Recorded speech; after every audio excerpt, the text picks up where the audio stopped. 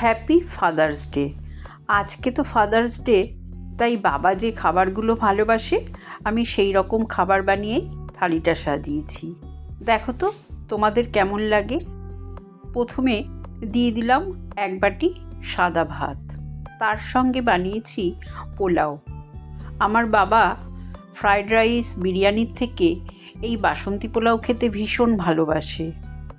সাদা ভাতের সাথে দিয়ে দিলাম ইলিশ মাছ ভাজা, যেহেতু ইলিশ মাছ এনেছে, আর ইলিশ মাছের যে তেলটা থাকে সেটা খেতেও বাবা ভীষণ ভালোবাসে, তাই তেল ভাজার সাথে মাছ ভাজার তেলটাও দিয়ে দিলাম।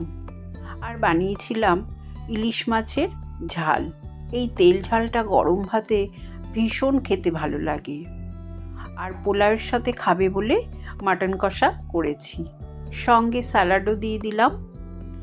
বাবা তো চাটনি খেতে ভীষণ ভালোবাসে, যে কোনো চাটনি।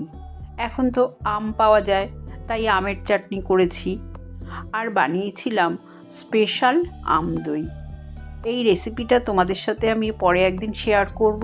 আম দইটা কিন্তু ভীষণ টেস্ট হয়েছিল, দেখো কত ভালো জমেছে। আর রসগোল্লাও দিয়ে দিলাম। দেখো তো কেমন লাগলো এই লাঞ্চ থালি। তোমরা কে কে বাবার জন্য স্পেশাল থালি সাজিয়েছো আমাকে কমেন্ট করে জানিও কিন্তু। আর আমার এই থালি যদি ভালো লাগে একটা লাইক করে দিও।